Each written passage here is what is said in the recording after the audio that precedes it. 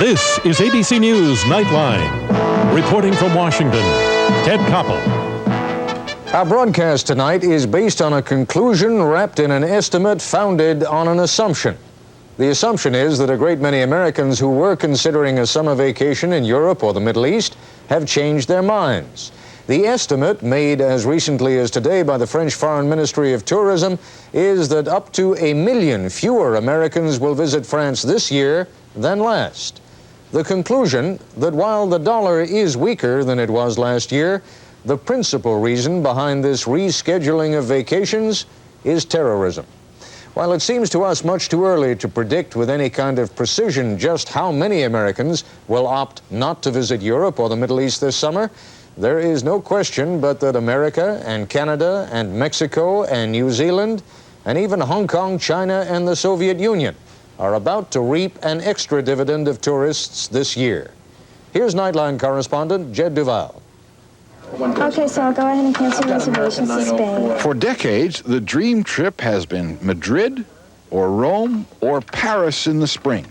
This year, it's almost anywhere else. All right, so I'll send you some brochures on Club Med. Even the cruise ships are changing course. Mediterranean sailings are out, the Caribbean and Pacific are in. Hawaii, Hong Kong, Tokyo, Seattle, and Vancouver are, in the travel business, hot. Moscow and China are safe places at least. The Disney parks and the national parks in the USA will see more business. The 60-piece band of Sumner High School near Tacoma, Washington was invited to Vienna this July to join a score of bands from around the world in a music competition. The Sumner kids have been practicing this spring. But last week, after raising $80,000 for the trip, the young people and their parents had to make a decision whether to go. Only a third of the parents voted against the trip, but those votes made up most of the brass section. And you can't have a band without brass. Sumner isn't going. In Fort Worth, Mac McGowan had lined up a 17-day tour of Central Europe, a $4,000 vacation. 4 nights in Italy we just didn't want to take that chance. Now, instead of Europe, it's Alaska for the McGowans. While cancellations are in the hundreds of thousands, that still leaves plenty of Americans who want to go to France and elsewhere in Europe. They found that out in this store. Sutton Place, a fancy gourmet shop near the nation's capital. Today, owner Jeffrey Cohen conducted a drawing winding up a spring promotion. Top prize, 2 round-trip air tickets to Paris. Cohen's store has a decidedly European flavor. If you had it to do over again, would you rather have made it a Hawaii trip or Japan or some other? No doubt about it. You would have? Absolutely. Cohen has not heard much resentment of the French attitude, but others have. We had people expressing anger about the French. We had somebody actually cancel a trip to France because they felt the French did not behave honorably toward the American request. Greece is getting a bum rap. Incredible. To travel to Greece is to travel to the world's most unforgettable land. The Greeks have suffered a severe drop in tourism and are fighting back with TV commercials. Greece, the birthplace of democracy, the birthplace of civilization. Today, a travel agent told Nightline, Greece is a 0. Next week, agents will get calls from a place that figures it is very pretty and safe, too. Air New Zealand will begin a marketing campaign to draw dollars. Right now, anything heading toward the European area is definitely out. That's Robert Spillane, superintendent of schools in Fairfax County, Virginia, suburban D.C., the nation's 10th largest school district. We have several scores of youngsters, several hundred youngsters that would normally be scheduled to go on school-sponsored trips abroad, usually through humanities groups, foreign language groups, and so on. And at this particular point, we've put all of those on hold. In the same school district, the field trip of 50 second graders was canceled last week. They had been scheduled to go to an art gallery just steps from the White House. For some, even the nation's capital is not safe. Jed Duval for Nightline from Washington. Later in our broadcast, we'll talk with some U.S. travel experts about where Americans are vacationing and places they're avoiding.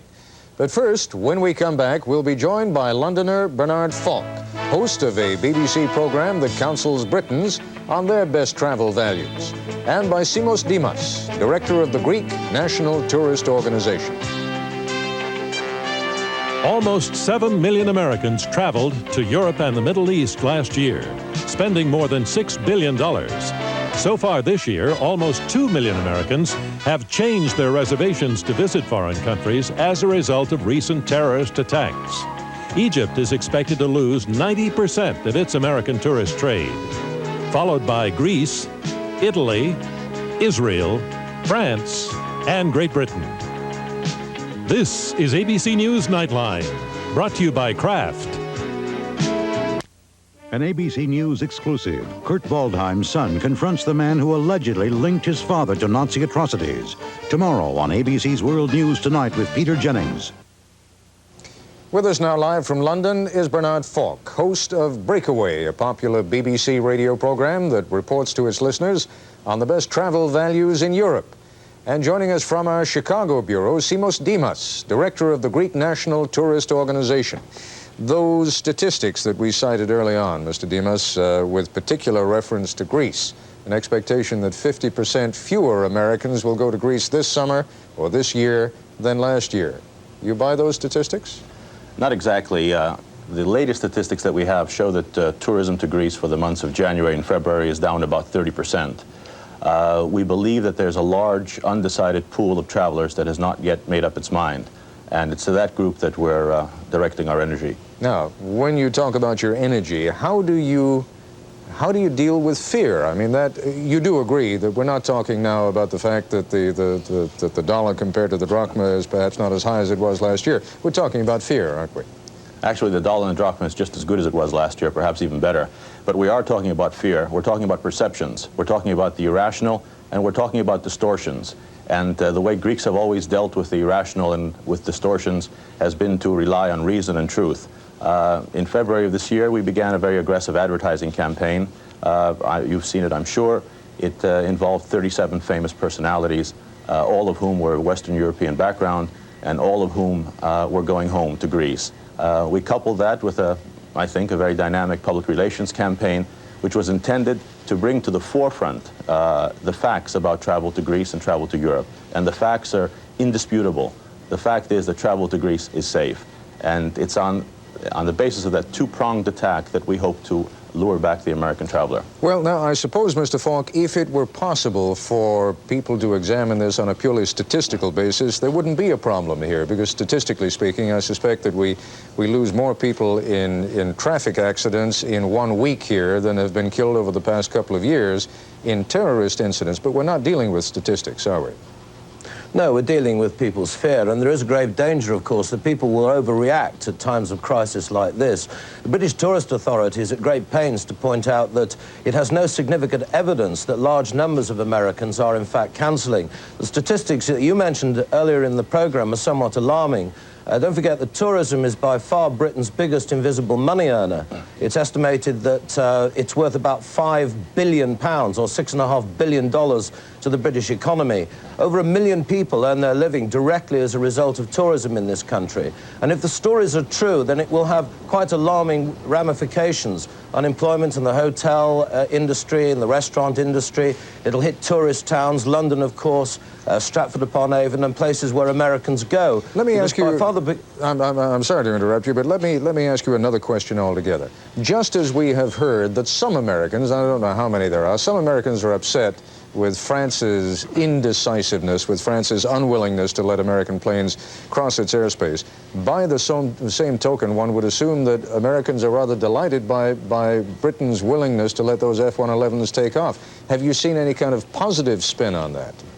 Well, the British Tourist Authority says that there's some evidence that Americans who might be frightened of travelling in the Eastern Mediterranean, places like Israel, Cyprus, Greece, even Italy, are switching their allegiance to their ally in this, what could be said, somewhat lamentable Libyan affair by coming to Britain because they might feel safer. The irony, of course, is that if it did have a significant damaging effect upon the British economy, then it would damage Britain far more than President Reagan's bombs damaged Libya. So thanks a lot, President Reagan. The other irony, of course, is that it might teach us something, both politically and economically, and that is that we shouldn't really get involved in American attacks upon other countries. And that seems to be the feeling here. Mr. Coppola, we would suffer. If I may point something out to you, one of the problems that we face here is that the statistics aren't exactly accurate. For example, tourism to Greece from Europe, and from Britain especially, is up this year. It was up last year by 18%. It'll be up this year by 20%. This is a uniquely American problem. Is that right, Mr. Falk? I mean, do you find that Brits are traveling to Greece a great deal? Over 1 million of them. Over 1 million of them. But the British, I think Americans are a bit like a rather bad Bulgarian wine. They don't actually travel very well. Most Americans live in small towns. Bulgarian wines are pretty good these days.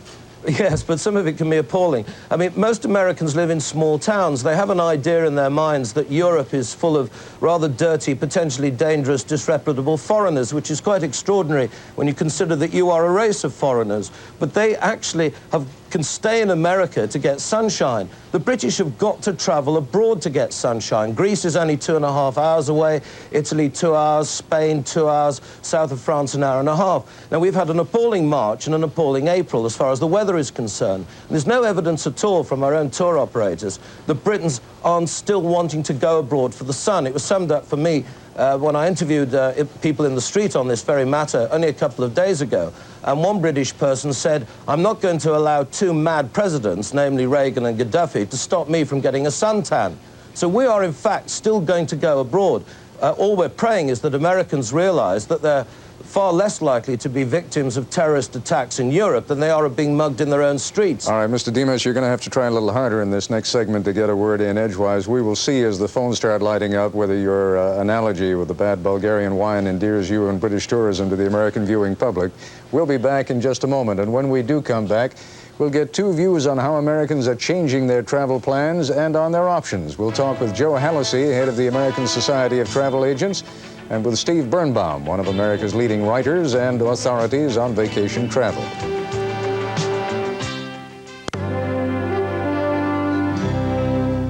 With us now live from our station WXYZ in Detroit is Joe Hallisey, president of one of the oldest travel agencies in Michigan and head of the American Society of Travel Agents. And in our New York studio, Steve Birnbaum, syndicated travel columnist, travel editor of Good Housekeeping magazine, and author of the Birnbaum Travel Guide series. Now, Mr. Birnbaum, where would you like to pick up? Are we going to be permanently frightened away from traveling to Europe or the Middle East, or is this likely to pass with the passing of this summer? Well, the answer is an unqualified maybe. I think that it's going to depend an awful lot on what happens in the world in the weeks ahead. I think that we are right now at a very crucial time. This is the moment during which most people make their plans for the coming summer vacations. I think that there are a lot of people sitting around at home saying, well, what do you think we ought to do this summer? Shall we go to Europe? And small voices saying, well, maybe it would be more prudent to stay at home.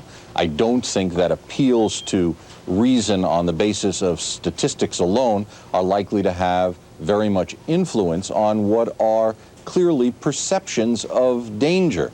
And I think that people, when they make holiday plans, are more often likely to choose locations which are as Eden-esque and worry-free and free of stress or danger or even perceptions of danger than they would be in the normal course of their lives. Mr. Hallisey, are there any benchmarks that you can point to that you have been able to see in your own business, for example, where you say, well, yes, last Monday, for example, when the president ordered those raids against Libya, for whatever reason, Tuesday morning we started getting phone calls saying cancel that trip. Are there other benchmarks that you can point to? Well, I think that is correct that we have experienced cancellations since the announcements last Monday evening, because during those announcements, you may recall that the Secretary of Defense and the Secretary of State both said there was a possibility that things might get worse before they get better, and that Americans might be targets. And that being the case, a lot of people assumed that that meant they were in danger, so the perceptions of fear started to develop. Now, obviously, this is your business. You want people to travel. You must try, certainly, in some instances, to reason with them, I guess not to the point of alienating them, but when you say to them, look, folks, I mean, do they ask you, first of all, is it dangerous, or do they just say, I don't want to go? Well, a little bit of each, really. There are people who have made that decision not to go at all and have come in just out and out said, no, I'm not going to go. But on the other hand, people are still going to be traveling, whether they're traveling to Europe, or whether they're traveling to Mexico or to Canada or within the States or to Hawaii, or again, even further into the Orient. People are still making plans to travel and will, I believe, continue with their holiday plans for the summer. All right, Mr. Birnbaum, what do you think? Now, you've seen those, and they really are very nice ads, those Greek ads, come home to Greece, and you see all these people of different ethnic backgrounds, well-known people saying, I'm going home to Greece, right? Is that going to convince people in this kind of a setting? I can't imagine that it would. At the conclusion of the ad, the news broadcasts come on and talk about 4 people going through a hole in the side of an airplane, seeing Greece from the perspective of free falling from 15,000 feet. I can't imagine that that has a very positive effect on people's interest in traveling in that part of the world. I beg to differ. Let me point out to you that following the initial campaign on February 26th, that we began to see a very positive effect on Greek tourism. In fact, we were recently with the public relations director of one of the large airlines, and they said that they had increased the number of flights that they were going to have to Greece from 2 to 4, and were thinking of increasing it to 7. This was before the latest incidents. Yeah, but now, Mr. Dimas, I think that's precisely the point, though. These latest incidents, and I'm really here to hear from the rest of you and get the benefit of your expertise, but my sense is that these latest incidents, the explosion aboard that TWA jet, the bombing at the nightclub in Berlin, which obviously has very little to do with tourism, but everything that has followed out of that has really caused people who may have been on the edge now to say, that's it, I'm not going to Europe. It was announced just this week that SAS to Scandinavia has an 11% increase this year over last year.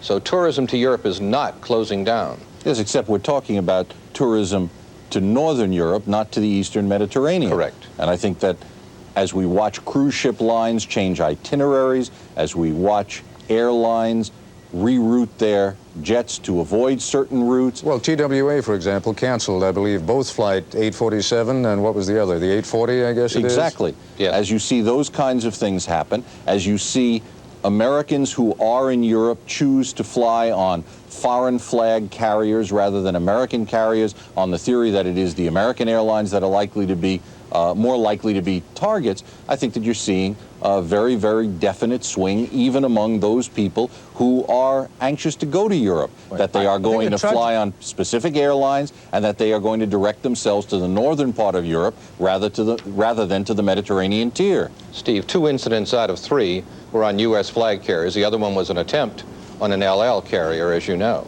Joe, but you yourself at the time of the Achille Lauro were advising clients not to go into that part of the world and were roundly criticized by your fellow travel agents for making those kinds of statements. That was not a statement I made. I would like to correct it. That was taken out of context. I would like to differ with the way it was written. All right, gentlemen, let's come down to what is really the rock-bottom question here, okay. And that is, if we are all agreed, and if we're not, then whoever doesn't agree, speak up, but if we are all agreed that basically tourism is, at least statistically speaking, a very minor threat to most people who might be thinking of going overseas, what is it going to take to convince Americans otherwise? I don't think that you're going to convince Americans otherwise, because there are a lot of other forces at work during this year that are inclined to keep people in North America. You have an array of attractions that is substantially greater than is normally the case. You have exchange rates in both Mexico and Canada that are very, very advantageous to American travelers, and I think that that is having an effect on Americans staying closer to home. All right, Mr. Dimas, quickly, and then we've got to take a break. I simply don't agree. Everyone is playing dead, and they're saying that the perception is there and we can't change it. That's not the case. By speaking about it and addressing it is the only way to change it, and the statistics will ultimately win out. All right. Mr. Falk, we've had a number of interesting phone calls already suggesting what you might want to do with that bottle of Bulgarian wine. We'll give you a chance to speak again when we come back. We'll continue. I don't want to drink it, that's for sure. We'll continue our discussion in just a moment. Alvin Ford, on death row for 10 years, says he's gone insane and shouldn't die. The Supreme Court will decide. Tomorrow on ABC's World News This Morning. Before Good Morning America. Tomorrow, meet 2 businessmen, not mountaineers, who climb Mount Everest. Graham Nash tells about his new solo album, plus Dynasty's Diane Carroll tomorrow on Good Morning America. Continuing our discussion now with Bernard Falk, Simos Dimas, Joe Hallisey, and Steve Birnbaum. Now, Mr. Falk, one of my researchers tells me that while it is true that Americans, for example, represent only about 2, 3, or 4% of the tourists who go to Egypt, nevertheless, they spend about 20% of the money that is spent by tourists. Do you find, on balance, that Americans are still the spendingest tourists, and therefore, from that perception at least, the most interesting? Well, they're the most interesting from the point of view of the economy because by far the largest number of people who come here from one race are indeed the Americans. I think in many ways they don't really leave America. They go from one dreary holiday into another, searching desperately for their sanitized lavatory seats and their iced Coca-Cola. So when they actually come to Britain, they do actually aid the American economy as well, because these hotel chains are largely owned by American groups. I think in fairness to British tourism, I should point out that you comment on this kind of thing. You don't represent the the British Ministry of Tourism. No, I don't. I'm an independent journalist. You certainly are. And I suspect the British wish that they had someone from the Ministry of Tourism on right now. But let me with Mr. Dimas raise that same question. Do you find that Americans are good spenders when it comes to coming to Greece? Americans are. They spend about $750 per person during a typical 12-day stay, which is 2 to 3 times what the average European spends. But the great problem here, Mr. Koppel, is not that Greece loses necessarily because the tourism will be gotten back, but it's that we as Americans lose because ultimately all vacation spots are not the same. All vacation spots don't have the Acropolis, and that's the big problem that we confront. All right. Gentlemen, on that point, I'm afraid we are out of time. Mr. Birnbaum, Mr. Hallisey, Mr. Dimas, and Mr. Falk, I thank you all very much for being with us this evening. Tomorrow on World News Tonight with Peter Jennings, an ABC News exclusive, the son of former UN Secretary General Kurt Waldheim confronts the man who uncovered secret documents that allegedly link his father with Nazi atrocities. That's our report for tonight. I'm Ted Koppel in Washington. For all of us here at ABC News, good night. For a transcript of tonight's broadcast, send $2 to Journal Graphics, Box 234, Ansonia Station, New York, New York, 10023. Nightline is a presentation of ABC News. Tuesday. I'm a detective. Okay, you're on, Mr. Addison. When Dave helps a perfect stranger, he becomes a perfect gentleman. Guess you can't blow your nose on these babies, huh? They make a perfect couple. Take me, hold me, use me, abuse me. That's very nice, David. On Moonlighting. Tomorrow. You are about to make a choice. Over time, it could save you hundreds of dollars. This is a ballot like the one your local phone company is sending out, asking you to choose a long-distance company. Choose MCI Dial 1 long-distance service. There are no extra numbers to dial. You can use any phone, push button, or rotary. With MCI Dial 1 service, you can call anywhere AT&T goes across the country anytime. If you don't have a ballot yet, just call this number so you can finally start saving money on long distance. Help disabled children. Support Variety Club of Illinois Children's Charities.